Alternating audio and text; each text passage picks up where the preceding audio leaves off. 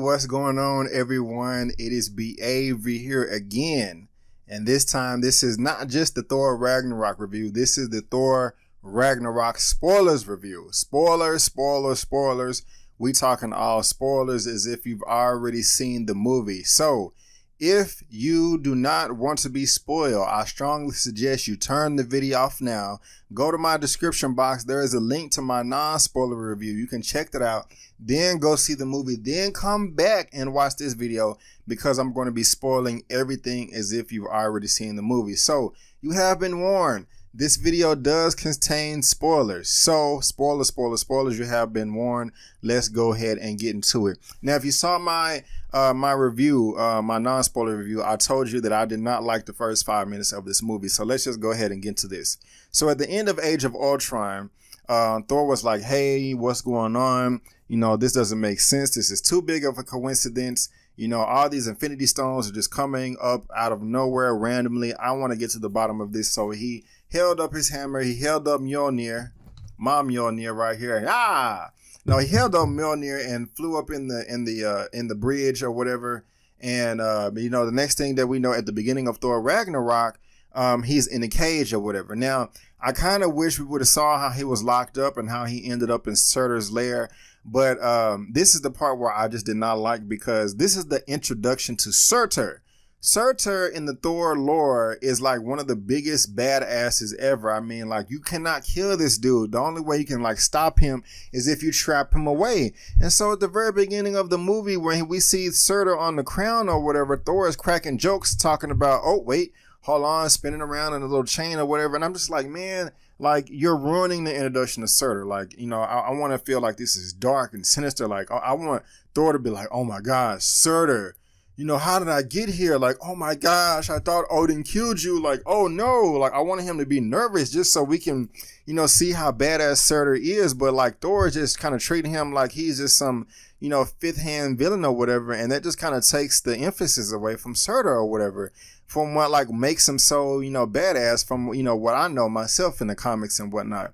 And like, when in the trailers for this movie, when I saw Hulk like leaping in the air and coming down about to smash Surtur's head, I was like, man, I know that's going to like, you know, land a nasty blow on Surtur, but it's going to take way more than Hulk to beat Surtur if he's that big. We're going to need Hulk, we're going to need Loki, we're going to need Thor, and we're going to need Odin. So like the first time I saw it, I was thinking it was going to like a 4-on-1 combat thing like that, you know, but that was just kind of taken away. And Thor just kind of like, you know, whipping through all the guys just with ease. He's not sweating at all. It's just like, you know, there just really was no threat there. So I'm just like, if there was just no threat and you were able to escape so easily with your hammer, it's like, how did you get caught in the first place? And these are all the things that are like going on in my mind, like when I was watching the movie. And so like the first 5 minutes, I hated it. I've seen the movie twice now, and this stuff in the movie didn't bother me as much the second time as it did the first time. But the first time I was really turned off, and I was really worried because I was just like, oh gosh, we can't have another Thor film that sucks or that's just not up to par or where Marvel fans want it to be. But luckily, you know, the rest of the movie did come through and it wasn't that bad. And so then like the next thing you know, it does pick off kind of where like Thor the Dark World took off. And, you know, I do like that. They did a great job there because Loki did fake his death. He did send Odin down to Earth and put him on a spell, and he's portraying Odin or whatever, and disguising himself and all that. And like the first time I didn't notice it, but the second time, like the person that was playing Loki in the play, I was like, is that Matt Damon?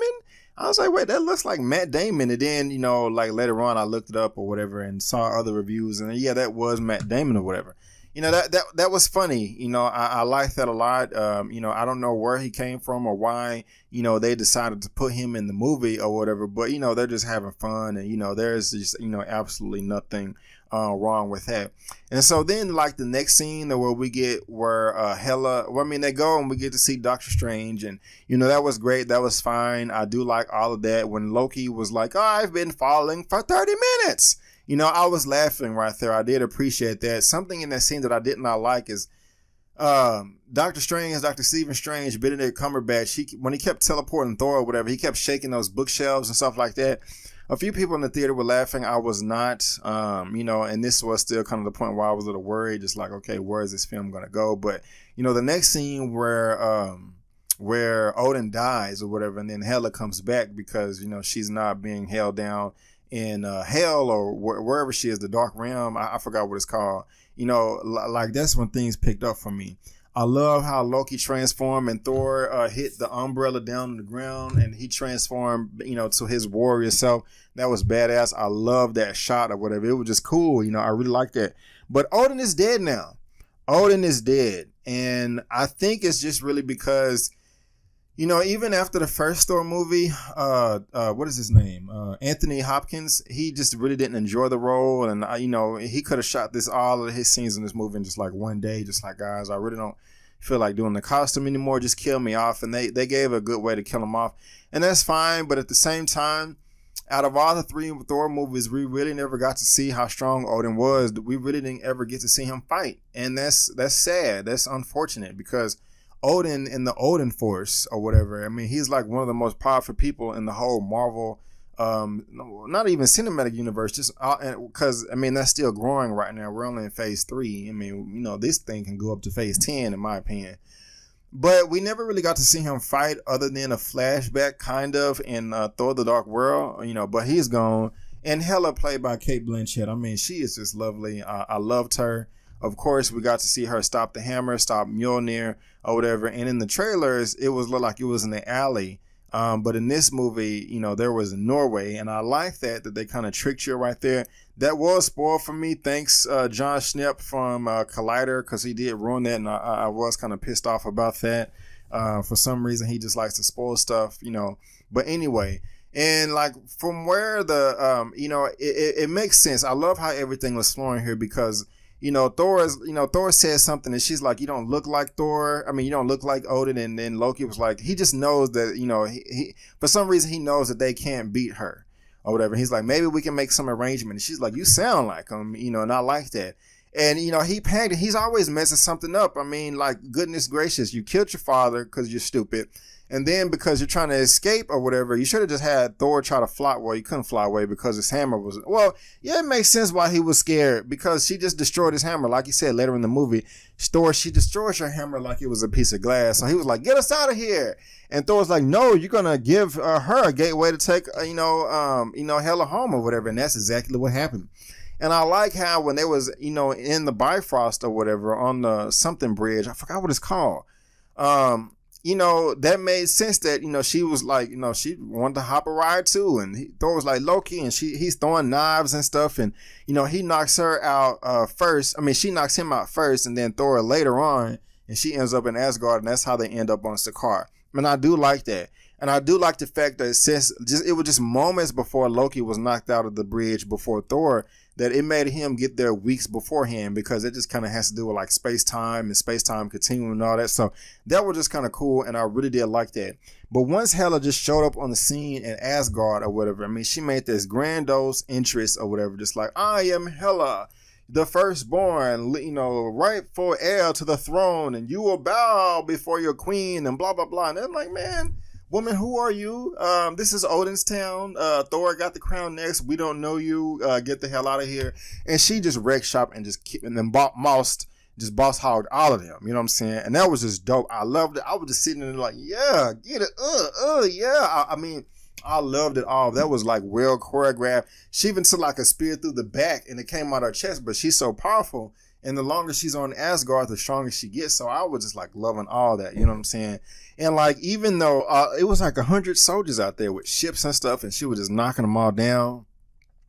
Let me go back for a second. Volstagg, he died instantly. And the other guy from the Warriors 3, he died in like, I didn't really care for those characters. I care for them in the comics, but the way they were portrayed in these Thor movies in the MCU, it was somewhat disappointing. But I'm kind of hoping that they could have lasted to like Thor or the next Thor film or something like that, because we really didn't get to see them fight that much, especially Lady Sif. I don't even know where she was or whatever. But, Hela coming through and wrecking shop and kicking butt or whatever, I did like all that. That was dope. That was Hela. You like that. No, I did like all that. That was nice. And, Scourge, the executioner, he's a snake, man. He's a snake in the grass. He just betrayed all of his people. Like, I don't know. Hemdale is lost or whatever, but, Hela just showing up and wrecking shop on everybody. When she was in Norway and when on Asgard or wherever, I do like that a lot. That was nice. Excuse me. But now going back to Sakaar. We get to what happened. What was the first time we saw? He fell to the thing, and then they come with the nets, and then we get Tessa Thompson or whatever, killing all those people. That was pretty brutal of her. I was like, oh my gosh, you're a murderer. But I love Tessa Thompson as Valkyrie. She was great as well. I liked all that, and then we get Thor, locked up or whatever. I'm not going to go through every scene of this movie. I'm just trying to remember all the parts that I really did like and that really just stood out to me. But I was really disappointed with Scourge the Executioner, just the way how easily he betrayed his people or whatever. Now, let me move forward just a little bit. We got to see the Stan Lee cameo, of course. Stan Lee, we love you. Thank you for everything that you've done and all these great characters. That's great. That's lovely. Jeff Goldblum, I love him to death. I mean, like him and that melting stick or whatever. I mean, it's like he doesn't even know that he's doing wrong or whatever. That's just how warped he is in the mind. He's just like, oh my God, it's sticky and all that. But he's just so nonchalant and just his mannerisms and things like that. You know what I'm saying? And, I like that. I like this character. I don't care if it's just Jeff Goldblum, but him as the Grand Master over the Contest of Champions. They knocked that out of the park. And if you don't know, the Grand Master is brothers with the Collector, Benicio del Toro, that's in the Guardians of the Galaxy films or whatever. But we got the Grand Master, with his reign of supremacy over Sakaar, and I liked all that. I like Korg as Taika Waititi, the director. We got Meek or whatever. That was like a perfect adaptation to me. I really did enjoy that a lot. And, the fight in between Hulk and Thor, Thor probably would have won if Jeff Goldblum didn't cheat with the little remote control disc thing or whatever. Because I love that fight. It was even for the most part. And Thor was getting his butt whooped, just getting smashed by Hulk or whatever. But he brought that lightning down and just knocked the crap out of the Hulk. Sorry, buddy, he got you there. But it was lovely, it was great, and Thor probably would have won. But he cheated or whatever.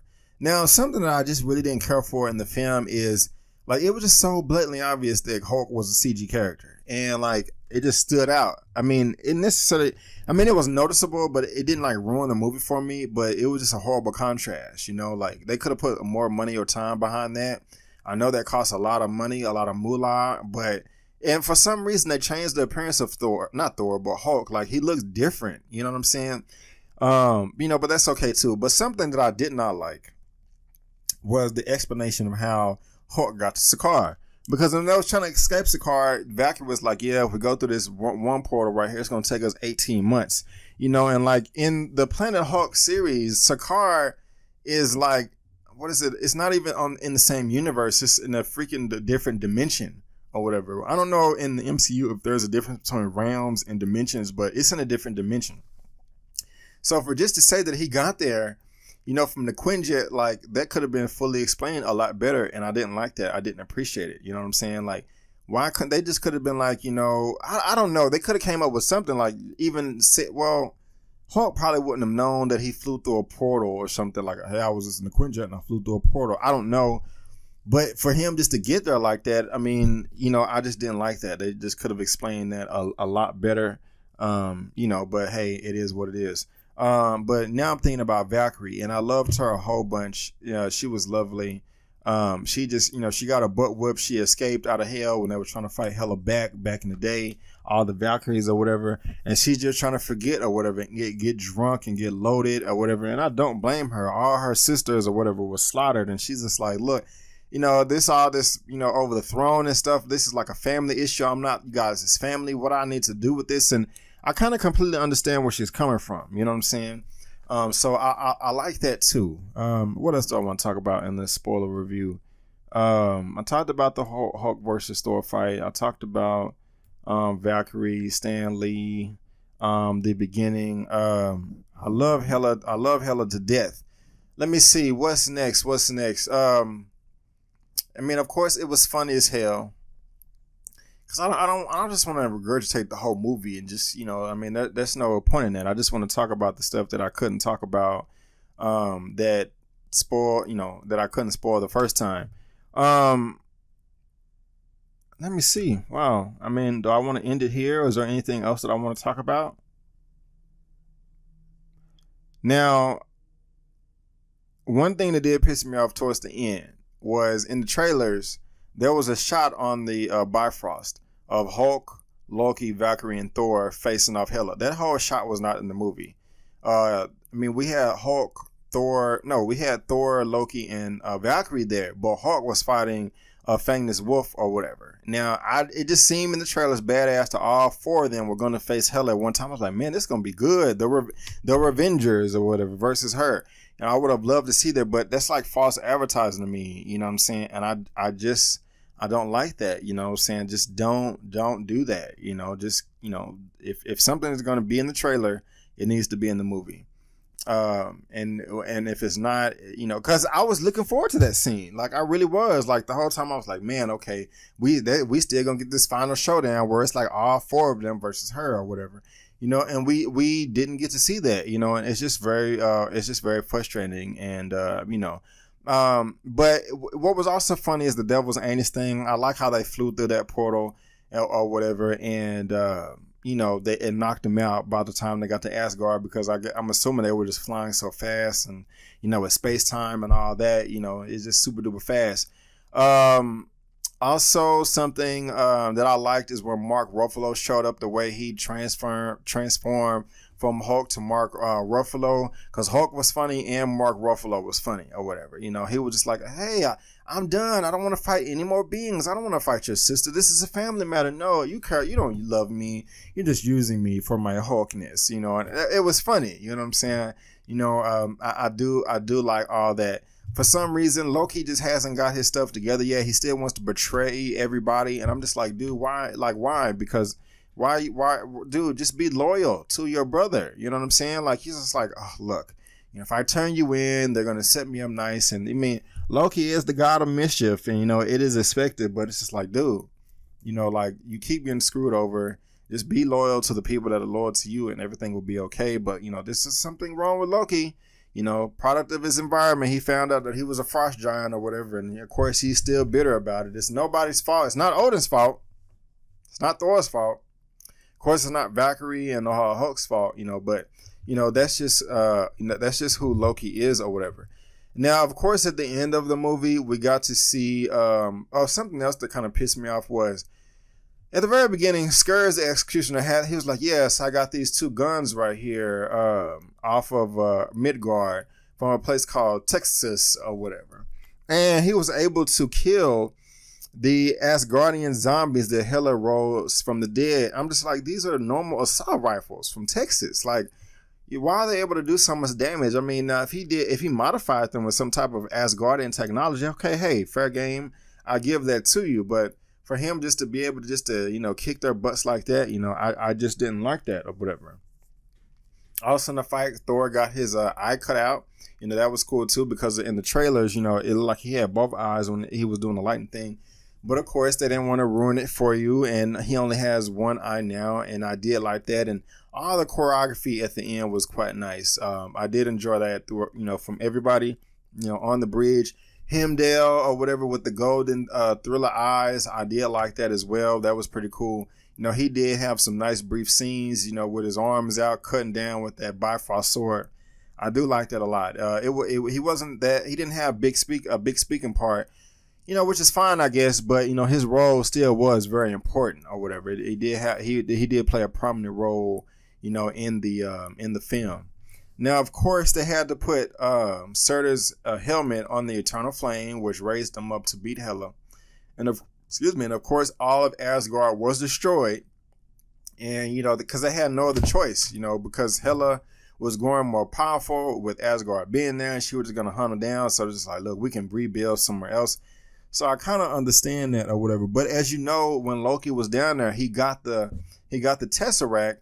And he put it, I know he stole it. Of course he did. Because in the last credit scene, that was Thanos' ship. That was obvious or whatever. And so Thanos is probably, tracking the Tesseract or whatever. And that's probably how Thor is going to end up on the windshield of the Guardians of the Galaxy in that Avengers Infinity War trailer that leaked a few months ago.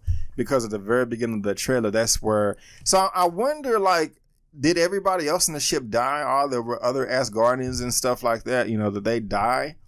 I don't know. I hope they got away, that because that would be a lot of death. But if he did kill them all, like, it's like, man, all what Thor did, at the end of Ragnarok was for nothing if all these people died in the next scene, But at the same time, if Thanos did kill them all, that would just kind of just show how badass he is and that he's not messing around, and you better give him those Infinity... Well, no, you can't give him the Infinity Stones because he's going to destroy half the, universe just by snapping, like he did in the comment, I finna say in the comment section in the comic books. Now, at the last credit scene at the end with Jeff Goldblum, that was just kind of a throwaway. We could have done without that, or they could have gave us more, but, I was a little bit disappointed about that. But, guys, that just sums it up. I mean, I still love this movie. It's in my, that's next video where I'm going to talk about where this video ranks or whatever. But I really did enjoy the mess out of this movie. Is there anything else that I want to talk about before I cut this video off as far as spoilers is concerned? Man, if I was doing this live, I can like read comments and stuff, but maybe that'll come at a different time. Let me see. Is there anything else that I want to talk about in the Thor Ragnarok spoiler review? Spoiler review. I can't think of anything else. And I'm thinking about certain scenes.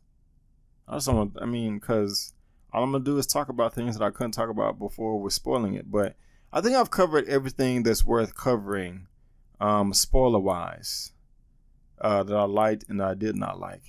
Because I didn't like the beginning. I didn't like the explanation of how Hulk got there to Sakaar.